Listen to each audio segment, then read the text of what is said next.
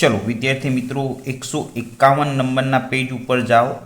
कंपनीना वार्षिक हिसाबनो आ छठ्ठो विडियो एमां हूँ 9मा नंबरना दाखलानी रकम समजावुं अने आ दाखलानी गणतरी बतावुं। तमे टेक्स्टबुकनी अंदर 151 नंबरना पेज पर आ 9 नंबरना दाखलानी रकम तमारी सामे राखो। तारीख 31/3/2017 ना रोज केवुर लिमिटेडनुं काचुं सरवैयुं नीचे प्रमाणे छे। हवे अहींया आगळ काचुं सरवैयुं छापीने आप्युं छे अने ए काचा सरवैयानी अंदर आ एंट्रीओ जे आपी छे ए एंट्रीओ अने रकम आना उपरथी तमारे आ कंपनीना वार्षिक हिसाबो तैयार करवाना छे।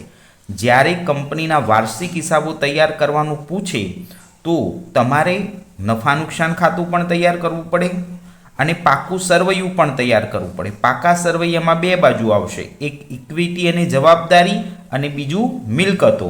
તો આમ 3 પેજ બગાડી અને એના ફોર્મેટ તૈયાર કરવાના અને પછી એમાં આ એન્ટ્રીઓ ગોઠવી દેવાની અને બે જ હવાલા પૂછશે એ બે હવાલા ગણી એટલે આ દાખલો પૂરો થાય।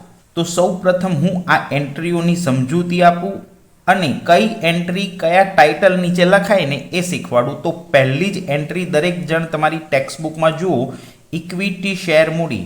તો ઇક્વિટી શેર મૂડી એ કંપનીની માલિકીની મૂડી છે, માટે પાકા સરવૈયામાં ઇક્વિટી અને જવાબદારી બાજુ શેર મૂડીના ટાઇટલ નીચે આ એન્ટ્રી આવે। શેર મૂડીનું પહેલું ટાઇટલ છે એની નીચે इक्विटी शेर मूडी लखी अने रकम 2,40,000 लखवानी।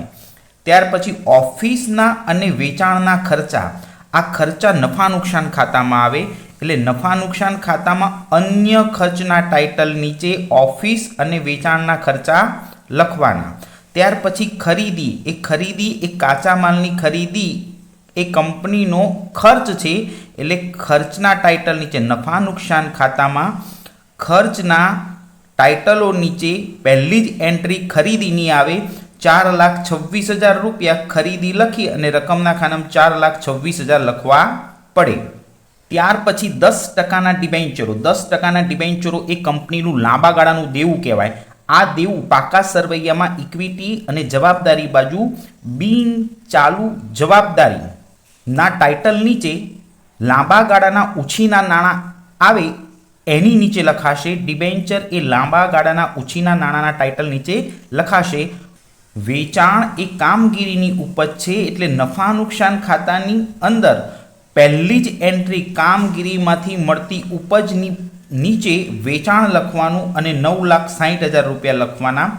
आ सॉफ्टवेर ए अदृश्य मिलकत छे एटले पाका सरवैयानी अंदर मिलकतो साइड पहली ज एंट्री कायमी मिलकतोनी छे एमां सॉफ्टवेर अदृश्य मिलकत तरीके दर्शाववानी, दृश्य मिलकत तरीके दर्शाववानी नहीं। त्यार पछी मजूरी ए प्रत्यक्ष खर्च छे, प्रत्यक्ष खर्चना टाइटल नीचे लखवानुं। त्यार पछी डिबेन्चरनुं व्याज एक कंपनीनो खर्च छे अने ए नाणाकीय खर्च कहेवाय।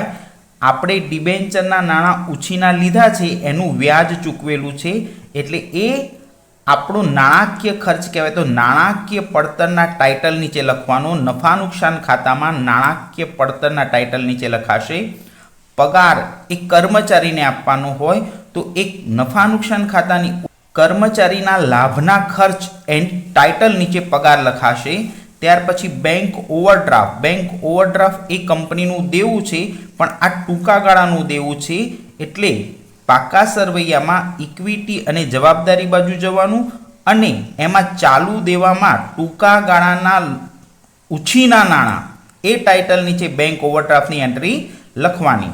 जमीन अने मकान कंपनीनी कायमी मिलकत छे पण आ दृश्य मिलकत होवाथी कायमी मिलकतना टाइटल नीचे दृश्य मिलकत तरीके दर्शाववानी।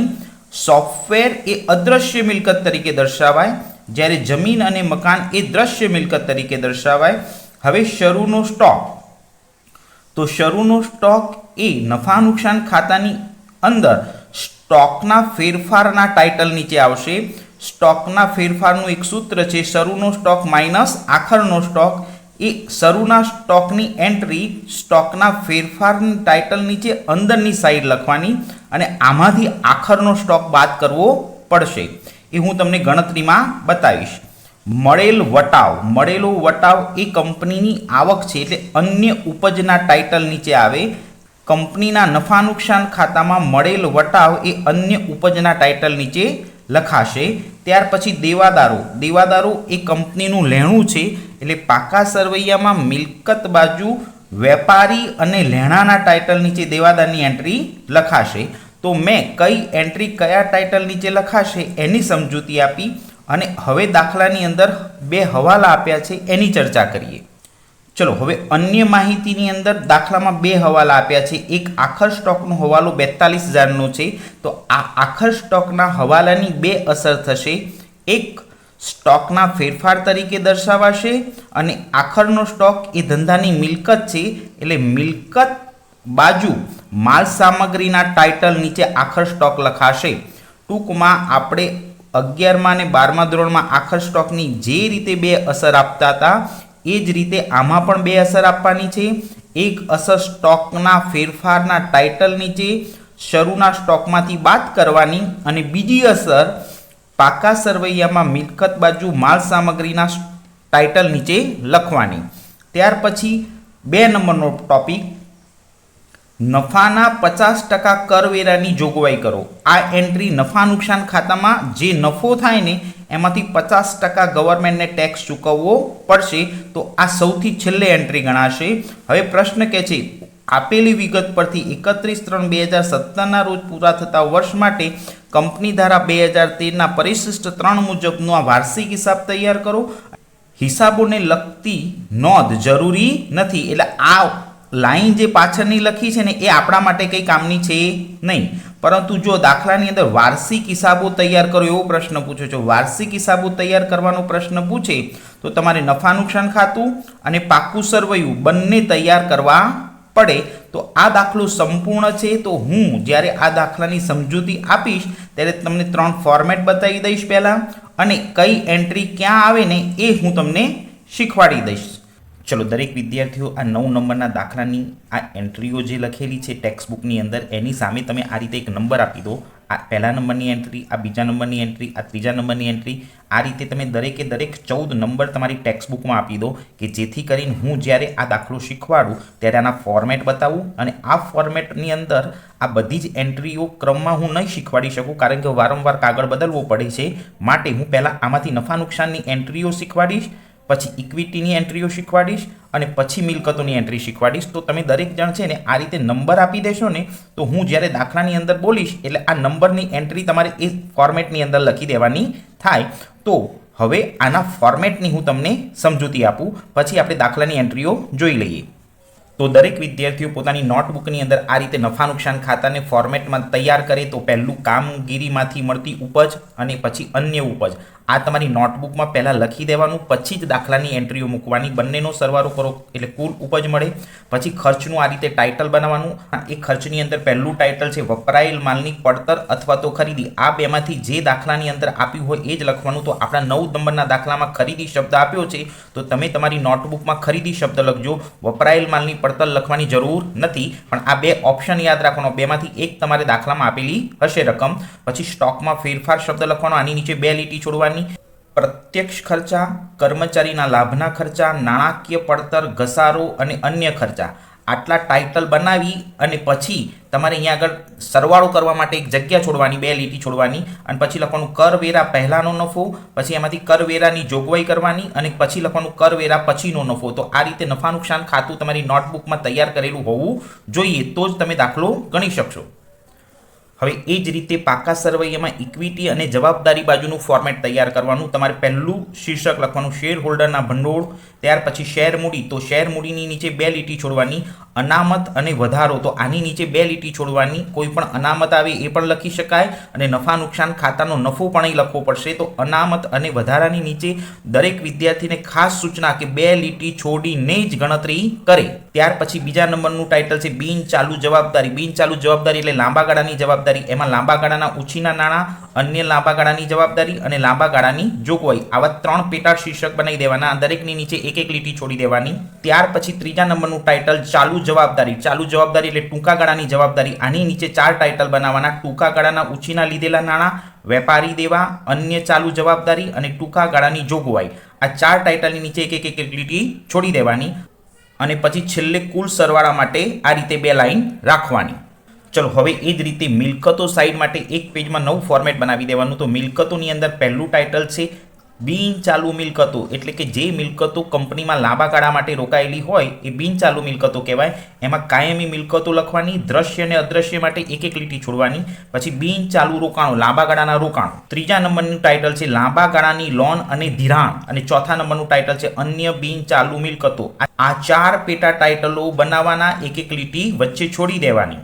ચાલુ મિલકતો એટલે કે જે કંપનીમાં મિલકતો વારંવાર બદલાતી રહેતી હોય, સ્થિર ના રહેતી હોય અથવા તો ટૂંકા ગાળા માટે જે રોકાયેલી હોય બધી કંપનીની ચાલુ મિલકતો કહેવાય. એના પેટા ટાઇટલની અંદર ચાલુ રોકાણો એટલે ટૂંકા ગાળાના રોકાણો, માલ સામગ્રી, વેપારી અને લેણાં. ત્યાર પછી રોકડ અને રોકડ સમકક્ષ અને ટૂંકા ગાળાનું લોન ધિરાણ અને અન્ય ચાલુ મિલકતો. આ રીતે ટાઇટલ બનાવ્યા પછી છેલ્લે એક કુલ સરવાળા માટે જગ્યા રાખવાની. તો આ રીતે તમે દરેક જણ ફોર્મેટ તૈયાર કરી દો એટલે હું 9 નંબરના દાખલાની એન્ટ્રીઓ કયા ટાઇટલ નીચે લખાય એ તમને બતાવું. તમે તમારી નોટબુકમાં એને ઉતારી લેજો. ચલો દરેક વિદ્યાર્થીઓ ટેક્સ્ટબુકની અંદર 151 નંબરના પેજ ઉપર જે રકમ આપી છે એ રકમ ધ્યાનથી જુઓ. હું અહીંથી નફા નુકસાન ખાતાની એન્ટ્રીઓ સમજાવવાની શરૂ કરું છું. તો નફા નુકસાન ખાતાનું પહેલું ટાઇટલ છે કામગીરીમાંથી મળતી ઉપજ અને આપણા દાખલામાં એ વેચાણ એ કામગીરીમાંથી મળતી ઉપજ છે. એટલે દાખલાની રકમમાં 5 નંબરની એન્ટ્રી વેચાણની આપી છે. એ વેચાણની એન્ટ્રીની રકમ 9,60,000ની રકમના ખાનામાં લખવાની. ત્યાર પછી અન્ય ઉપજ. તો દાખલાની અંદર 13 નંબરની એન્ટ્રી મળેલ વટાવ. મળેલ વટાવ એ આપણા ધંધાની અન્ય ઉપજ કહેવાય. તો આ ટાઇટલ નીચે મળેલ વટાવ લખવાનું અને 15,600 લખવાના. દાખલાની અંદર 2 જ પ્રકારની આવક આપી છે, એક વેચાણ અને એક મળેલ વટાવ. આ બંને રકમનું ટોટલ કરીને આ રીતે 9,75,600 કુલ આવક દર્શાવવી પડે. હવે આપણા દાખલાની અંદર જે ખર્ચા આપ્યા છે એ ખર્ચનું લિસ્ટ સમજાવી દઉં તમને. તમે ટેક્સ્ટબુક તમારી સામે રાખજો. આપણું પહેલું જ ટાઇટલ ખર્ચની અંદર ખરીદી લખવાની અને એમાં 3 નંબરની એન્ટ્રી આપી છે 4,26,000 રૂપિયા. ત્યાર પછી બીજું ટાઇટલ છે સ્ટોકમાં ફેરફાર. તો સ્ટોકમાં ફેરફાર એટલે શરૂનો સ્ટોક માઇનસ આખરનો સ્ટોક. મેં આ સૂત્ર તમને શીખવાડ્યું હતું. તો દાખલાની અંદર શરૂના સ્ટોકની એન્ટ્રી 12 નંબરની એન્ટ્રી આપી છે. આ 12 નંબરની એન્ટ્રીમાં તમે જુઓ 36,000 શરૂનો સ્ટોક છે અને આખરનો સ્ટોક મેં હવાલામાંથી લીધો છે. તો પહેલો હવાલો 42,000નો છે. તો 42,000 આખર સ્ટોકની આ એક અસર બતાવી. હજી આની બીજી એક અસર બતાવીશ તમને, પણ અત્યારે એક અસર બતાવી દઉં છું. તો 36,000 શરૂના સ્ટોકમાંથી આખરનો સ્ટોક 42,000 બાદ કરીએ તો પાછળની એન્ટ્રી મોટી છે એટલે આ રકમ મોટી છે. તો જવાબ -6,000 આવશે અને જવાબ -6,000 આવે તો 12 આ રીતે કૌંસમાં તમારે 6,000 લખવાના એટલે આ એન્ટ્રી માઇનસમાં છે એવું સાબિત થાય. ત્યાર પછી પ્રત્યક્ષ ખર્ચનું ટાઇટલ. હવે પ્રત્યક્ષ ખર્ચની અંદર દાખલામાં મજૂરી નામનો ખર્ચ એ પ્રત્યક્ષ ખર્ચ છે અને 7 નંબરની એન્ટ્રી છે.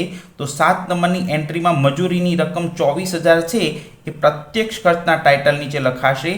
ત્યાર પછીનું ટાઇટલ છે કર્મચારીના લાભના ખર્ચા. હવે કર્મચારીના લાભના ખર્ચની અંદર પગાર એ કર્મચારીના લાભનો ખર્ચ કહેવાય. તો દાખલાની અંદર 9 નંબરની એક એન્ટ્રી આપી છે પગાર 3 લાખ રૂપિયા. ત્યાર પછી નાણાકીય પડતરનું ટાઇટલ છે અને આ નાણાકીય પડતરની અંદર દરેક પ્રકારના વ્યાજ આવે.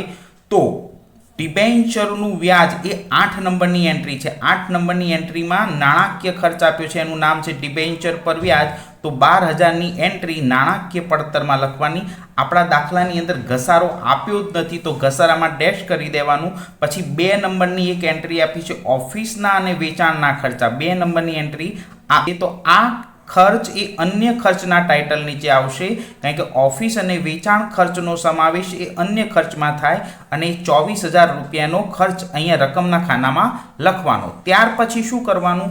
તો જો આ 1 2 3 4 5 નો સરવાળો કરવાનો, એમાંથી આ 6,000ની એન્ટ્રી બાદ કરવાની એટલે ખર્ચની ટોટલ રકમ મળશે દાખલામાં કુલ ખર્ચ 7,80,000 આવશે. તમારી આવક 9,75,600 માંથી આ ખર્ચા બાદ કરો એટલે કરવેરા પહેલાનો નફો મળે 1,95,600. હવે આ 1,95,600 ઉપર 50% ટેક્સ ગવર્મેન્ટને આપવાનો છે. તો કરવેરાની જોગવાઈ કરવાની 50%. તો આ રકમના 50% કરો તો 97,800 આવશે. આ રકમમાંથી ટેક્સ બાદ કરો એટલે કરવેરા પછીનો નફો મળશે 97,800. દાખલામાં 2 નંબરનો હવાલો 50% કરવેરા ગણવાના છે. તો 50% કરવેરાની આ એક અસર અને આ ટૂંકા ગાળાની જવાબદારી છે, માટે આને ઇક્વિટી અને જવાબદારી બાજુ આ એન્ટ્રી ઇક્વિટી અને જવાબદારી બાજુ બીજી વખત લખવી પડશે. કરવેરાની જોગવાઈ એક ટૂંકા ગાળાની જોગવાઈ છે, તો આની બીજી અસર હું તમને ઇક્વિટી અને જવાબદારી બાજુ બતાવીશ. ત્યાર પછી કરવેરા પછીનો નફો એટલે કે આને કહેવાય નફા નુકસાન ખાતાનો વધારો. તો આની પણ એક બીજી અસર આપવી પડશે. નફા નુકસાન ખાતાનો વધારો એ અનામત અને વધારાના ટાઇટલ નીચે લખાશે. તો આ એક અને આ બંને આની બીજી અસર હું પાકા સરવૈયામાં તમને બતાવીશ. હવે હું તમને ઇક્વિટી અને જવાબદારી બાજુની એન્ટ્રીઓ બતાવું દાખલામાંથી. તમે ટેક્સ્ટબુક તમારી સામે રાખજો. આપણા દાખલાની અંદર ઇક્વિટી અને શેર મૂડી આ પહેલા નંબરની એન્ટ્રી એ આ શેર મૂડીના ટાઇટલ નીચે લખાશે. તો 2,40,000 તમારે ઇક્વિટી શેર મૂડી આ રીતે લખી દેવાની. હમણાં નફા નુકસાન ખાતામાં કરવેરા પછીનો જે નફો હતો ને એ નફો આ અનામત અને વધારાના ટાઇટલ નીચે લખાશે, અને જેને કહેવાય નફા નુકસાન ખાતાનો વધારો. એટલે આ જ રકમ કરવેરા પછીનો નફો કહેવાય 97,800. હવે આમાં આ 2 સ્ટેપ જ આવે છે, તો આ બંનેનું ટોટલ કરીને તમારે 12 લઈ લેવાનું. આ પહેલું મુખ્ય શીર્ષક શેર હોલ્ડરના ભંડોળમાં 2 જ એન્ટ્રી છે, તો બંને એન્ટ્રી અહીંયા 12 લઈ લેવાની. હવે બીજું સ્ટેપ સમજાવું. બિન ચાલુ જવાબદારી આ ટાઇટલ નીચે આ 3 પેટા શીર્ષક પડે છે, પણ આપણા દાખલામાં એમાંથી એક જ શીર્ષકની નીચેની એન્ટ્રી છે. તો તમે ચોપડીમાં 4 નંબરની એન્ટ્રી જુઓ. 10%ના ડિબેન્ચર. તો 10%ના ડિબેન્ચર એ લાંબા ગાળાના ઉછીના નાણાં. આ ટાઇટલ નીચે 10%ના ડિબેન્ચર આવે 1,20,000. આ બંને એન્ટ્રીઓ આપી જ નથી, તો ડેશ કરી દેવાનું અને આ 1,20,000 અહીંયા 12 લઈ લેવાના. ચલો, ત્યાર પછી એક ત્રીજા નંબરનું સ્ટેપ છે ચાલુ જવાબદારી. આ જવાબદારીની નીચે એક ટૂંકા ગાળાના ઉછીના નાણાંના ટાઇટલ નીચે બેંક ઓવરડ્રાફ્ટ આપ્યો છે. ટેક્સ્ટબુકની અંદર 10 નંબરની એન્ટ્રી છે. બેંક ઓવરડ્રાફ્ટ એ ટૂંકા ગાળાના ઉછીના નાણાં છે, તો 14,400 લખવાના. ત્યાર પછી વેપારી દેવા અન્ય જવાબદારી આપેલી જ નથી, તો ડેશ કરી દીધી. હવે સૌથી છેલ્લે મહત્વની એન્ટ્રી ટૂંકા ગાળાની જોગવાઈ. તો નફા નુકસાન ખાતામાં જે કરવેરાની જોગવાઈ કરી હતી 50%, ગવર્મેન્ટને 50% જે કર ચૂકવવાનો છે એ ટૂંકા ગાળાની જોગવાઈ કહેવાય, અને એ રકમ 97,800 હતી. તો આ બંને રકમનું ટોટલ કરો તો 1,12,200 થશે. તો અહીંયા આગળ પાકા સર્વેમાં 3 એન્ટ્રીઓ આવી 12 આવશે, અને આવી 3 એન્ટ્રીઓ 12 આવે એનું ટોટલ કરો તો 5,70,000 થશે. તો અહીંયા આગળ તમારું ઇક્વિટી અને જવાબદારી સાઈડનું એક સાઈડનું ટોટલ 5,70,000 થયું. હવે તમારું મિલકત સાઈડનું ટોટલ પણ 5,70,000 થવું જોઈએ. તો હું હવે મિલકતો સાઈડ તમને બતાવી દઉં. ચલો, હવે મિલકતો સાઈડ મુખ્ય શીર્ષક બિન ચાલુ મિલકતો. એમાં એક કાયમી મિલકતોના ટાઇટલ નીચે એક દ્રશ્ય મિલકત ને એક અદ્રશ્ય મિલકત આ રીતની. તો તમે ટેક્સ્ટબુકમાં જો 11 નંબરની એક એન્ટ્રી જમીન અને મકાન આપી છે, તો એ કંપનીની દ્રશ્ય મિલકત કહેવાય. તો દ્રશ્ય મિલકતના ટાઇટલની પાછળ લખવાનું જમીન મકાન 2,28,000. અને એક સોફ્ટવેર નામની એન્ટ્રી આપી છે, 6 નંબરની એન્ટ્રી છે, જે અદ્રશ્ય મિલકત છે. તો અદ્રશ્ય મિલકતના ટાઇટલ નીચે લખવાનું સોફ્ટવેર 1,20,000.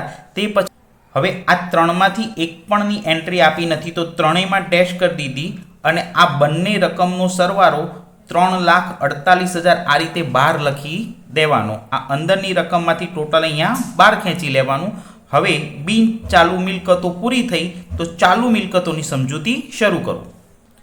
ચાલુ મિલકતોની અંદર પહેલું ચાલુ રોકાણોની એન્ટ્રી આપી જ નથી, તો ડેશ કરી દીધું. હવે આ માલ સામગ્રીની અંદર હવાલા નંબર 1માં આખર સ્ટોક આપ્યો હતો, તો આખર સ્ટોકની આ બીજી અસર અહીં માલ સામગ્રીના સ્ટોકમાં આપવાની. એક અસર સ્ટોકના ફેરફારમાં કરવાની, અને બીજી અસર માલ સામગ્રીની અંદર આખરનો સ્ટોક 42,000 આ રીતે લખવાનો. તમારો પહેલા નંબરનો હવાલો છે એ આખર સ્ટોકની 2 અસર તમારે આપવી પડે. ત્યાર પછી વેપારી અને લેણા તો એમાં દેવાદાર 14 નંબરની એન્ટ્રી એવી છે કે વેપારી લેણાના ટાઇટલ નીચે આવે છે, તો 1,80,000 એ વેપારી લેણાના ટાઇટલ નીચે દેવાદાર લખી દેવાના. ત્યાર પછી રોકડ અને રોકડ સમકક્ષ ટૂંકા ગાળાનું લોન ધિરાણ અન્ય ચાલુ મિલકતની કોઈ એન્ટ્રી આપી નથી, તો એનું ટોટલ કરો 2,22,000 થશે. તો આ બાજુ બે એન્ટ્રીઓ બહાર આવશે અને બંને એન્ટ્રીઓનું ટોટલ કરો તો 5,70,000 થશે. તો મિલકત સાઈડનું ટોટલ પણ 570 અને ઇક્વિટી અને જવાબદેહ સાઈડનું ટોટલ પણ 570 થશે. અને અહીંયા આગળ આ દાખલો પૂરો થશે. તો આ પ્રકારના દાખલા નફા નુકસાન ખાતું અને પાકું સરવૈયું બંને સાથે પૂછાય એવો દાખલો પણ પરીક્ષામાં પૂછી શકાય. તો હું અહીંયા દાખલા નંબર 9ની ગણતરી પૂરી કરું છું.